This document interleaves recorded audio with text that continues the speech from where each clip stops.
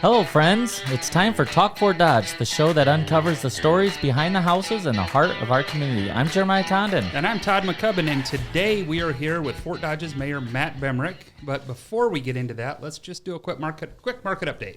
Market update. We're going to do this in reverse. The feature house of the week is 916-4 Williams Drive. That's one of those townhomes down there on Williams Drive. It's listed for $170,000. And you know what's great about those townhomes is I just had a couple looking at one. It's one of the few places in town with an HOA, but it includes cable, all the mowing, all the snow shoveling, or internet, all this stuff. So it's kind of cool. And those people really seem to enjoy that and get along really well with it. Most of the time you talk about an HOA and they're like, this is terrible. And this one, they're like, this is really cool. And they're so into it and they just work together so well as a team. And this one has the back deck. You can see the north woods. Yep. Not really very many people are back there. And then it also has the lower level. Which is a walkout basement, that one has a walkout, doesn't it? Yep. I think they're all walkout basements. So two-car attached garage, main floor laundry. It's got everything for everything $170,000. You need. Yep. Another 10 years, I might move into that. So every week, it seems like our market analysis is the same. We're about 165,000. Well, I was kind of looking at the market this morning, and they said a really big thing in the cities right now is rent vesting. That means that someone rents their primary residence while they try to enter the housing market by buying a home they can afford elsewhere. We hear that all the time. They're like, well, we want to go buy a house and just rent ours out. Yep. And then the next paragraph went on to beware. Yeah, that's not easy. We talked about that this morning. Renting your house is not for everybody. Being a landlord is tough. Yes. People will go in, they'll destroy stuff, new walls, new paint, new carpet, new whatever, and you're kind of stuck for it as the landlord. Yeah, you get $15,000 for the whole year, and then they move out, and you have $10,000 worth of damage to fix. So it's a very dangerous thing to do. The national average is $412,000 for a home. Right. Iowa is $220,000. Fort Dodge is $169,000. That makes sense. Yep. We need to talk about affordable living. Yeah. Yes. This is it. Yes. Affordable housing. I thought that would be a good time to bring this up. And then I looked, going down the Iowa, it said most affordable housing markets in Iowa. Fort Dodge was number 2. That's good. That's awesome. Yeah. We should make a poster. Just put a billboard up. Said you can commute anywhere in 5 minutes. You just got to find something. That's true. You got to be able to buy something. You got to find And one. we talk about that a little bit. It's becoming a little more of a buyer's market. Because of the interest rates, more people are putting the houses up. So it's getting a little easier to buy a house right now, which is really, really cool. Because it was tough for 4 or 5 years. And now they're sitting a little longer. People are being a little more frugal. And they're looking at that interest rate, what their payment is, and it's kind of turning into a little bit of a buyer's market. They don't have to jump on the first house you see. Right. You which can take people your time. were doing there for a little while in 2020 and 2021. Yep. And now on to the good stuff. Mayor Matt, first and foremost, I've heard this story before, but what inspired you to pursue a career in politics, and kind of how did that eventually become being the mayor? It just kind of happened. So when I was young and living in Fort Dodge, working at Bemrich Electric, I had some opportunities to kind of spread my wings and go other places. And I did some consulting and flew around the country and helped build some facilities. And I got recruited to go work for a contractor who was building an automotive plant in Kentucky. And I talked to my dad, and he was like, well, you're kind of my exit strategy. I don't necessarily know if I want you to go. And I'm like, well, it just feels like, Fort Dodge is stagnant. There's not a lot happening here. If I buy a business here, am I going to be fighting over a shrinking pie, or am I going to be fighting over a growing market opportunity? And at that time, it seemed very stagnant. The pie wasn't shrinking. It wasn't growing. It was just kind of the pie. Yep. And What year was that? Well, that had been Yes. early 2002, maybe. Right around, I remember it being somewhere, oddly enough, after 9/11, but not very long after 9/11. Okay. And that was actually, I was wiring an airport in Jefferson, Iowa on 9/11, but that's a completely different story. Everybody knows where they were. I was doing runway lighting at an airport, and the FAA shut the airport down. Well, they had a crop guy out that was spraying crops. Well, he didn't know 9/11 even happened. Right. And they're trying to get a hold of this guy, like, hey, and he evidently didn't pay attention to his radio when he's spraying crops and stuff. He's spraying crops. Yeah, he's He's working. got more to worry about. He's down a little lower. He's not up in air traffic where he's bothering anybody. But, yeah, that was a weird deal that day. Completely off topic. Yeah, sorry about that. Squirrel. All right. Squirrel. That's what we do. Anyways, so he said, well, if you don't think Fort Dodge is moving in the right direction, go try to do something about it. And I said, well, are you going to give me the latitude to do that? And he's like, yeah, sure. If you want to get involved in things, get involved. So I did, and that was when I believe Bob Singer was the president or the executive administrator. I don't remember what the title was, at the Fort Dodge Chamber. So I got involved in the chamber. I got involved in what was Webster County Economic Development, which those two eventually merged into the Growth Alliance. Right. I got involved in both those groups. Then the form of government change came around, and they wanted to change the form of government from strong mayor to city manager. I thought that was very smart. So I got very involved in that campaign. I served on the charter commission that helped rewrite the charter, adding the city manager. Then somebody came along and said, you should run for office and make sure they actually implement this. So I did, and I served on the council for 4 years, and then the mayor was Terry Lutz at the time, and he came to me and said, you should think about running for mayor. And I said, no, I was just going to do this 4 years and Yep. I made a difference. I go did my back to my day job. And he said, no, I think you'd be a good mayor. And so I ran, and I've been the mayor since. So That was 2009. We looked it up. 15 years later. So this is my 15th year, and I got 24 and 2025 left. So Do you ever bring that up to your dad and say, hey, thanks for the latitude, and I didn't know it was going to be this much? My dad's a pretty wise guy, and he doesn't say much.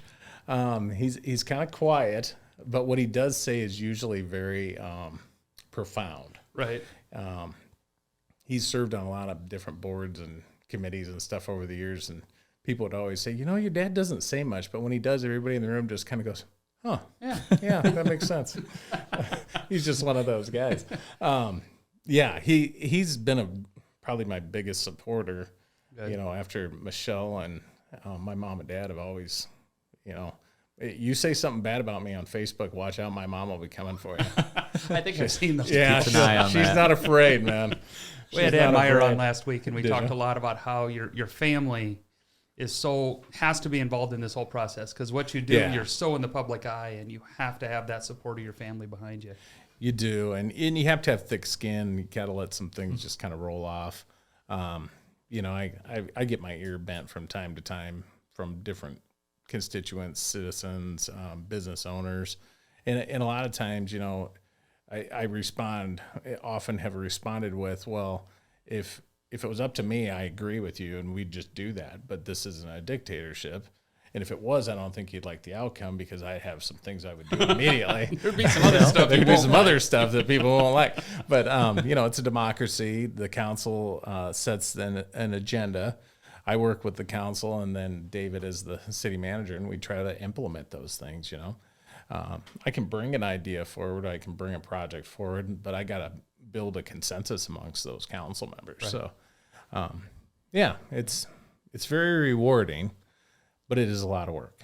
Oh, it's a lot of, I agree with being a business owner, you have to create thick skin. That was really hard for me at work. Yeah. At first, when we opened Fort Frenzy, is, you put your heart and soul into something, and Bemrich's probably the same way. And then somebody gets on Facebook that, bashes it for they're something. like, I've put so much time, effort, sweat, and tears into this, and now you're going to say this on Facebook about it. Well, I grew up in the restaurant business. So that's very thankless as well. How many people say that's the best dinner they ever had right as they walk out? Way more people like to tell you, you forgot the onions. That's right. I said no The onions. dinner rolls were hard or something. Oh, yeah. something. Well, they're a hard roll. They're supposed to be. They're supposed to be. Yes. It's interesting, wearing kind of two hats during the day. Sometimes I end up in a meeting, a contractor meeting, I'll be at a plant or a job site or something, and people will turn and look at me like, well, you know the answer to that. I'm like, well, I'm not wearing that hat here. I'm not the mayor. This is a Bemrich guy here today. That's right. Not the mayor job today. If you want a meeting with the mayor and the related staff, you're going to have to set that up separately than this one. But I would love to do that, but yeah, get the right setting has to be there. Yeah. So now you've been doing this for a little while. Do you have a list of like really big accomplishments that you're really proud of? Well, I think the most significant thing that's happened, and it wasn't me, was changing that form of government.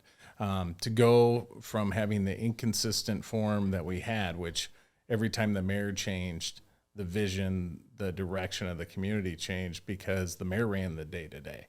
So if he didn't like what was happening in the planning office, Public Works, and the engineering department, he just changed it all to whatever he wanted to do. I mean, he had to get the council to approve the budget, but then he made the day-to-days. Okay. Getting a city manager, adding a long-term vision, building capital improvement planning around that vision, building strategic plans around that vision, really set the stage to help our community stay on a consistent path. You can change out elected leaders, but as long as that mission still stays pretty close to the same, you're going to accomplish things long term. In some projects, as you well know, they take multiple years, multiple phases of funding. Sometimes you got to go out and fundraise for them. I mean, our trail system didn't happen just because the government wanted it. It happened because community members got engaged and they went out and fundraised as well. Yeah. Matching grant dollars, things like that. So you didn't see that happen often. You'd have mayors, councils that say, we're going to do a study. They do a study. It'd tell them to do something. And then they'd say, well, we'll see if we can budget for that. Well, then all of a sudden there's an election. Things change. The plan just got stuck on a shelf. Yeah. So I think with the form of government, that stopped that from happening to where we can do a plan. We can do a study. It can lead us in a direction. Once the buy-in happens, it just continues to go on. Whether, a couple of council members change or if the mayor changes, those things are still going to have fluid motion going forward. Yeah. They may not get funded as quickly or as readily as they might have with the previous group, but they're still going to move. Okay. That makes a lot of sense. I guess I never thought of it that way, that it's that consistency behind it. So whether you're there, whether the council, I don't remember when you first took over, the council was never unanimous. I had an interesting council for one of the 2-year terms. The mayor's a 4-year term, and then you have an election every 2. So every 2 years, you have either 2 at large in all the wards or 1 at large, the mayor in all 4 wards. So you got about a 2-year cycle. And one of those 2-year cycles, I happened to run into a council that wasn't really on the same page as me.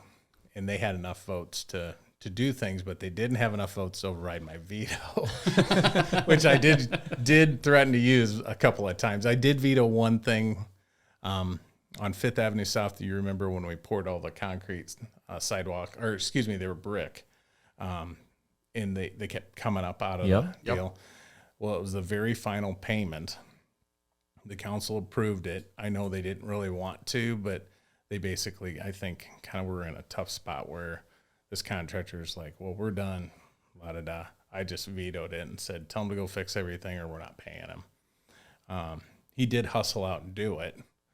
And then, that created some hoopla, and it kind of set a stage that if you don't do it, you got to watch out because that lunatic mayor guy might not pay you if you didn't do what you were supposed to do. So once in 15 years, that's a pretty good record. Yeah, I threatened to veto a project once if they didn't. There was some funding that we had been awarded from the DOT. They wanted to return it. A small faction did. I said, well, if you vote to return that money or don't vote to approve accepting that money, I'm going to veto your project. Right. But they approved it and took that money, and that's how we got the roundabouts downtown. Nice. Okay. I think those are controversial, but I'm very proud of those roundabouts. I think those roundabouts are great. I love roundabouts. They don't bother me at all. And now you can get from Fort Frenzy to the country club That's on right. one road. Yeah. Yeah. You know, You know, and that's it is- there's only 2 roads in Fort Dodge that go from the east to west boundaries. 5th South and 1st. You can go across Carl King Bridge all the way to the west side or east side of Fort Dodge by Decker Truck. In 5th South, you start at Decker Truck, you go all the way out by Iowa Central. That's the only way you can get all the way across city on one continuous road. road. And you think about the other ways to do it if you're out at Starlight and trying to get anywhere. Have you Oh, ever yeah. tried to explain Zigzag, to somebody? Yeah. Yeah, it's not easy. Well, you come up the hill and you kind of take a right. Now, if they're at the Starlight, you just say, go down to that exit, take Carl King, and I'll take you all the way out to the shopping area. And There you go. Hy-Vee and Target, all those things. It did work out really well. I was stationed in Europe in the 90s and in Italy, France. It was a roundabout on every corner. And you got so good at them. Yeah, And they're so good at them. It's I've great. been into Europe a couple different times, luckily, in my life. And I fell in love with roundabouts. I'm like, these things are awesome. Why does anybody not want a roundabout? I mean, it moves traffic. Yeah. Well, do you remember sitting at the intersection by the middle school now? Oh, yeah. For That was the 40 first minutes roundabout. trying to turn left. Yeah. And now it's just like boom, boom. If you remember sitting there for 40 minutes while there was yes. one person that went turned in front And of those anybody. steep ditches. And Oh, that it was road terrible. was terrible. That whole place Yeah. looks amazing. That out there. started. It does. That project all started under Terry Lutz. That first year I was in the council on the council. I was the chair of streets and engineering, and back then we still had committees that were very active. So each council member would be a chair of one of the committees, and mine happened to be streets and engineering. So the very first meeting, they call me in, or I call the engineering team in, and we're just having a conversation. I'm like, all right, what's our budget? And they were like, oh, I think it's like 780,000, 800,000. I said, okay, what are we going to do? And they're like, well, that's what this meeting's for. I'm like, do you have a suggestion? Well, no, not really. Yeah, basically, we just divide it by 4, and you got 4 wards, and you just spend about a fourth of it in each ward. And I'm like, well, how do you pick the streets? And I'm like, well, you guys tell us. And I'm like, that is the worst way I've ever heard of. So we shelved that and tried to decide on a big project that would create an impact, and that was one of them.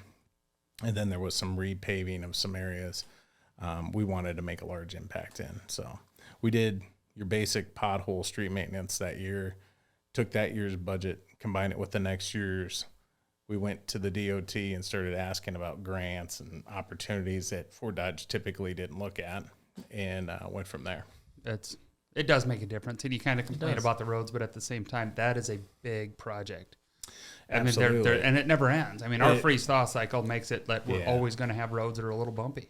Definitely. I mean, Iowa, the whole Midwest, I mean, if you travel outside of Fort Dodge, we're not unique with road and infrastructure problems. I mean, the whole United States, just bridges alone, is in the hundreds of billions of dollars just in maintenance and repair replacement. Yep.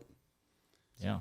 So you have 2 years left as mayor. What are your personal goals in that 2 years? What else do you want to accomplish? Well, you know, the Corridor Plaza, that's really moving now. The pavilion's going up. That's the big sports complex. The retail space is starting to get completely renovated. We should see the retailers going in there hopefully this fall. Getting the plaza area done, the rest of the streets, infrastructure in place to create, there's some other pads.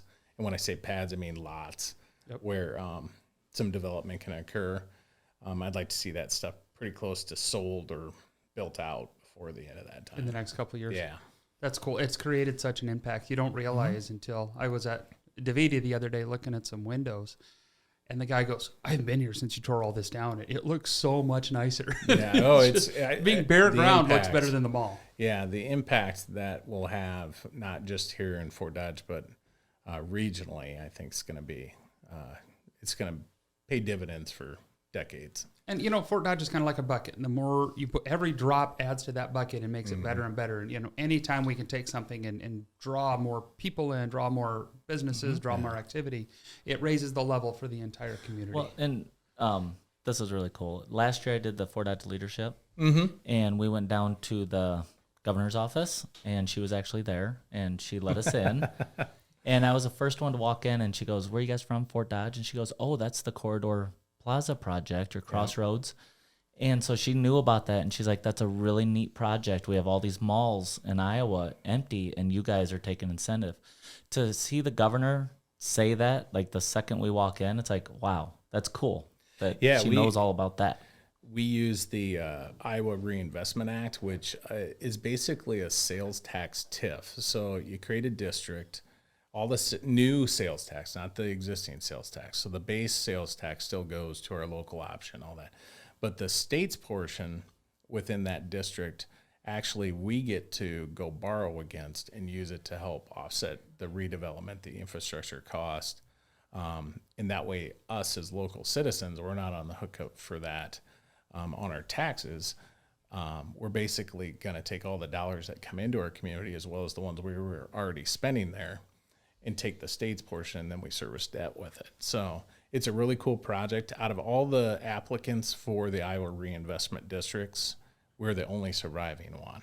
Everybody else either backed off or decided not to continue their project. So Debbie Durham with the Iowa Economic Development Authority and the governor, they definitely like seeing that our project's still viable and still working. Well, they want to see it. They want to see it work so we can do it in other communities with other malls. Well, there's a lot of dead malls. Oh, yeah. I mean, malls with literally almost nothing in them.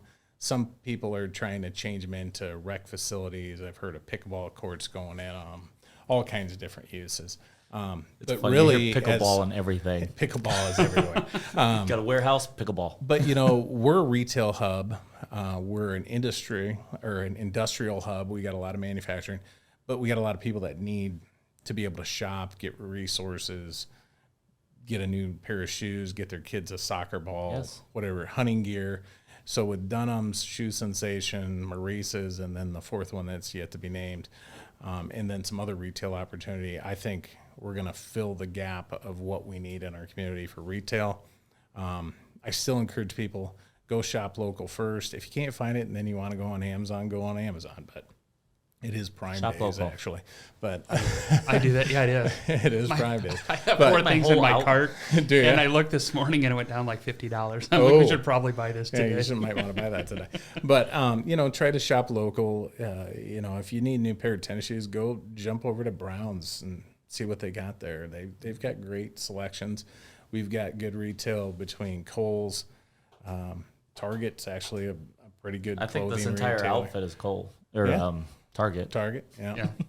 We go to Target a lot. We go to Hy-Vee a lot. This is Stitch Above down on First. That's local. She's really local. Good. And then the jeans, I don't know where they came from. But I think these shoes, these shoes are not from Fort Dodge, sorry. Yeah. We have 3 grown men doing a TikTok right now. Where'd you get your clothes from? We're not doing blah, blah, blah. I am not dancing. I will not dance. I'm not a dancer. We would need some tequila shots or something before you can get me dancing. We're not above it. So you named a couple businesses coming, some future ones. We don't need names because I know you can't do that. But what are some of the goal businesses you guys are looking for? When we look at the retail study that we did before starting the corridor, there were some categories that we were missing: home goods, cosmetics, shoes, sporting goods was huge. In the investment Dunham is making, this is going to be a bit of a unique store for them. They're going to have your normal sports equipment, sports gear, and then they're going to have hunting, fishing, camping.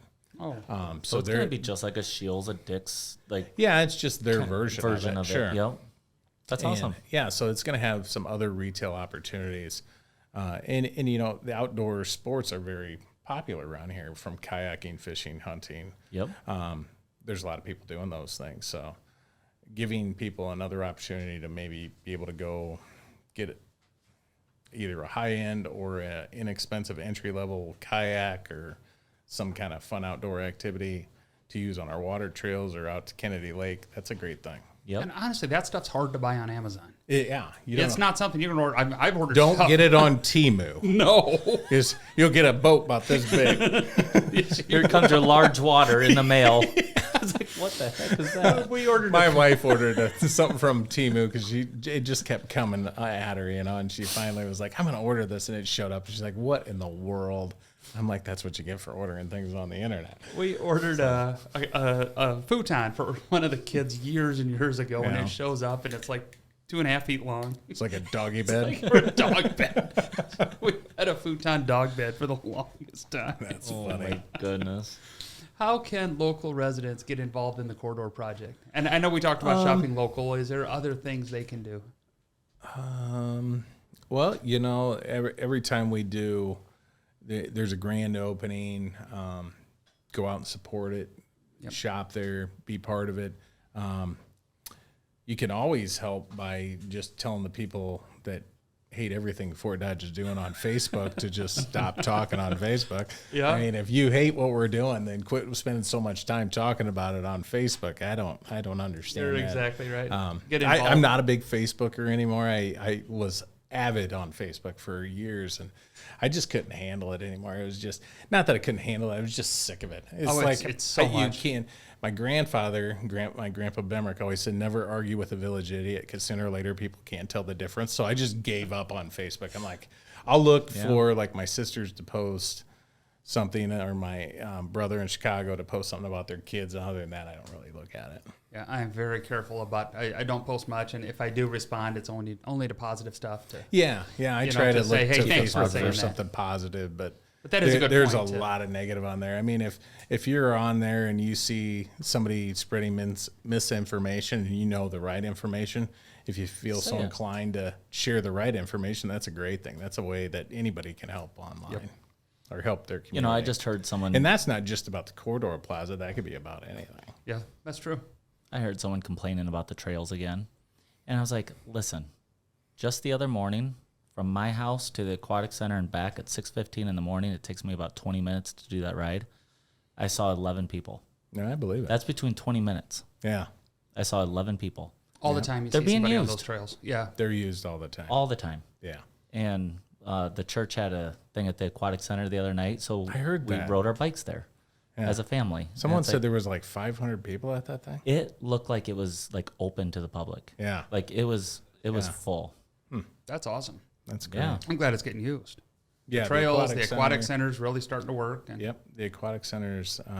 It's a great asset. It was one of those things that was debated back and forth for quite a bit, and then it needed to go to the public to say yes, we support building this. I think the debt for that actually comes off in 24. Fiscal year. I think it's done July of 25. Oh, wow. So the debt for building that aquatic center actually will be retired. That coming was off really controversial. protection. It was. It was before we had kids, and I remember my wife voted no, and I said yes. And even like the other night in the pool, I'm like, "You voted no to this," and Yeah, like, you all need the to go kids, home. like, We'll be fine here. our kids would have murdered you, or future. I'm sure kids. she's going to be very pleased that you notified the rest of the public of her vote. The whole world knows how she voted. She would now change that. Yeah, probably. It's funny what you support at different Times of your times life. of your life. Yeah. Yeah.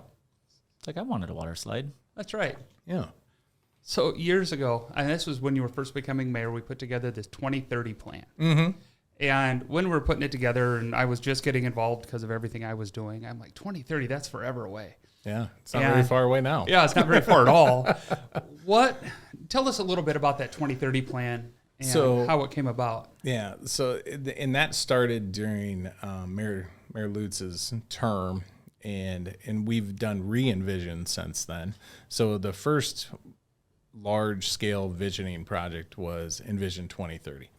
Then I think it was like 2015. We went back and said, okay, let's re-envision.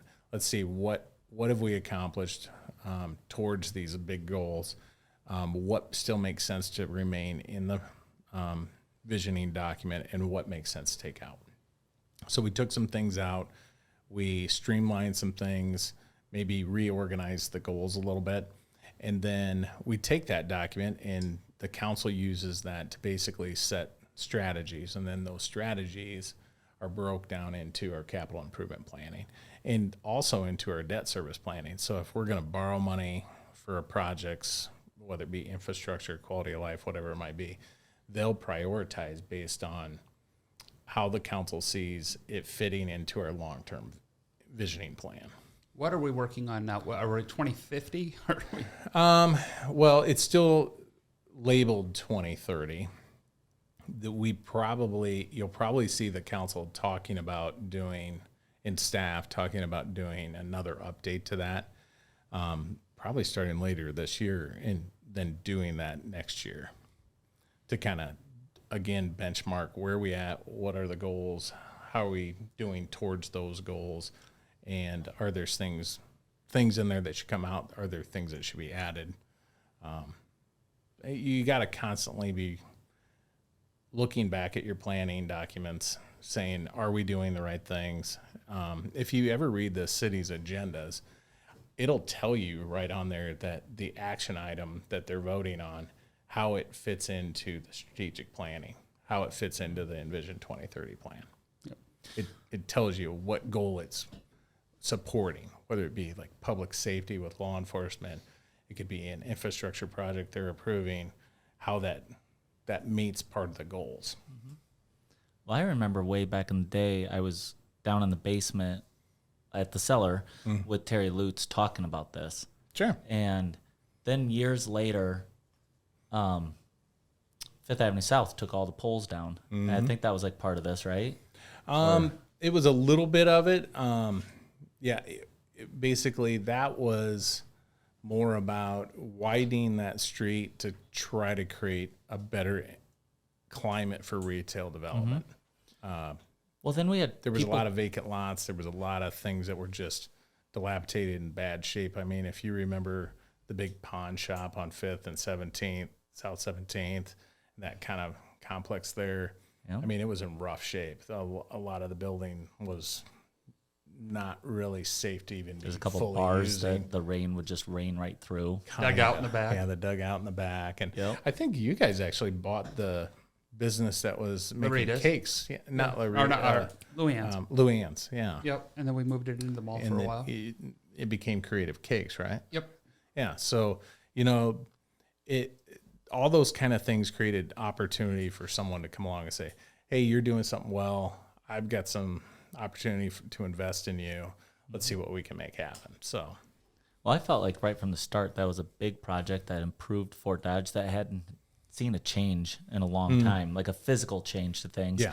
And we had customers come from out of town, and I remember them saying, it's like, oh my gosh, Fifth Avenue South looks so nice. Fort Dodge is doing things. Yeah. And that was like the first time I was like, yeah, Fort Dodge is doing things. And How I remember, often do you get to talk to somebody that hasn't been here for 15, 20 years? And yeah. watch their face? It's interesting. It's so much fun. Yeah. I had my 30th class reunion in 2022, and there was a lot of comments like, holy cow, there were some people that hadn't been back really since, college era. So mid 90s. And they were like, holy cow, Fort Dodge looks totally different. There's things that are just, I knew there was something there and it's gone now. And there's either a vacant lot or a different building there. And they remember I'm sure there was something right there. I just don't remember what it was. So. It's been so long, I can't remember. Yeah. Oh, it's fun. It's just awesome. fun to see and it really has. And Yeah, that's because what you've done, it's because of the putting the effort into making a change. the follow through. There's a lot of people that get involved in all this. I mean, between the city staff that makes us elected people look really great. I mean, they're the ones doing the work in the background. They're the ones putting projects together. They're putting the financials together, the intricate details of a project. They're doing that tough work in the background. The council and myself, we set a vision. Staff takes it and runs with it. They collaborate with the county. They collaborate with the Growth Alliance, the state, whoever it might be, wherever we can go find a dollar that one of us here in Fort Dodge sent either to the state or the federal government. If we can get that dollar back here and put it to work for us, that's what we ultimately want to do. Yeah. So, between our staff, all those collaborative entities we work with, we've just really done a good job of saying, let's go find those dollars. Let's bring them back here and put them to work. How active are you in I'm going to call it the ag part, the Crossroads of Global Innovation? Pretty active. That it's in the county, but the city serves the utilities. So we serve water and sewer out there.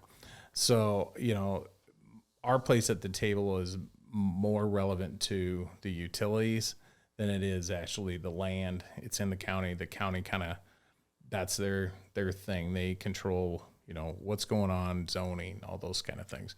But do we collaborate with them? Absolutely. So we've worked together on how to set up debt. They've helped offset some debt for us with some of the new dollars from development. Then we kept sewer rates in a more competitive place. We've done a lot of cool things to make Cargill, CJ more viable. The odd thing is there hasn't been another plant built, but between Cargill and CJ, they've invested hundreds of millions of dollars in those plants in the last decade. It seems like there's always an expansion. There's always something going on. There's something going on. That's kind of like Coke out east of town too. I mean, they just did a couple $100 million project, and well, Purina's coming up with one too, right? And Purina, they're working hard on that. Nestle's got a very, very large project going on. There's been a lot of internal growth, jobs added. Maybe we're not announcing a 1,400 new job kind of business, but almost every time you see that kind of economic investment, you're going to see jobs related to it. The short-term construction and service-based, and then the long-term jobs that are the operators, the people maintaining and taking care of those facilities, creating the products. Seems like all construction is staying busy. Yeah, well, from the construction side of the other hat, yeah, we've been very busy. There's, I think, all in all, construction's been pretty strong in our market, in our region. Yeah. You talk to the Des Moines market, there's so much going on down there, they can't even find enough people. Wow. So, yeah. Well, let's talk about the other hat. Yeah. Bemrich Electric, 40 years. Yeah. Just had a big big celebrated party. our 40th. So our original incorporation date, oddly enough, is April 1st. That was when we were incorporated. Let's start an electronic company. My grandfather and my grandma, Jim and Pat Bemrich, started the company in 1984 from their house out in Savage Edition. And I believe it was 1987 we moved to the building that was burnt down at 110 South 21st. And then we rebuilt after the fire in 2013 and moved back in 2014. So oddly enough, it's our 40th anniversary plus 10 years in that building. Okay. So, yeah. So all great companies started in a garage, right? Microsoft, Bemrich Electric, yeah, same thing, right? right yeah, there. Yeah. We haven't grown quite as quickly as them in 40 years. Yeah, it's a different thing. Different kind of business. So how's the workforce? Like, do you have any problems finding any electricians? Yes and no. A lot of times I look for young people, and I have been very lucky. We'll find a young person that wants to do something different than your normal college path. And a lot of times it's either like their dad or their grandpa, maybe even an uncle that'll say, hey, my nephew or my son was thinking about getting into the trades. They've looked at different, plumbers, HVAC, and they really think electrical might be the right thing. So a lot of times I'll hire them in as a helper, laborer, see if they like it for a little while, and then we'll put them in our apprenticeship program. Great. And then we've had a few of the Iowa Central graduates from their program come to work for us, and they've worked out really well too. Well, you see like on national news and stuff, they talk about electricians and plumbers, and a lot of people don't want to go into those jobs for various reasons. And it's like, holy smokes, those are like the two jobs that we need the most. We definitely need flushing the toilet. We're retiring. I think the last stat. So I'm on the state NECA board, which is the National Electrical Contractors Association. So they have a state of Iowa board. I'm on that board, and I think we retire 4 to 1. 4 electricians retired every one that's brought into the industry. We really need to step up the trades and get kids. It's and I think as a whole, we're starting to tell kids. I mean, a college is you hear it a lot more than when I was young. You were told if you don't go to college after high school, you're doomed. You're going to starve to death. You'll be lucky if you can get a job as a janitor or something. And now that's just not true. It's not. I mean, I don't have an actual bachelor's degree. I did go to college. Never graduated. I took a bunch of business courses, accounting, all that kind of stuff. kind of with the idea that I would use those skills eventually at Bemrich Electric, which I do. And then oddly enough, my time in politics has taught me a lot about finance, finance, law. Keep the treasurer close to you. Yeah, That's right. well, no, I mean, you just learn about complex financial structures and how some of these deals get put together that have combined resources, whether it be your traditional financing or grant dollars, or there could even be financing within financing. And it's until you're exposed to it, you have no reason to know it. Yep.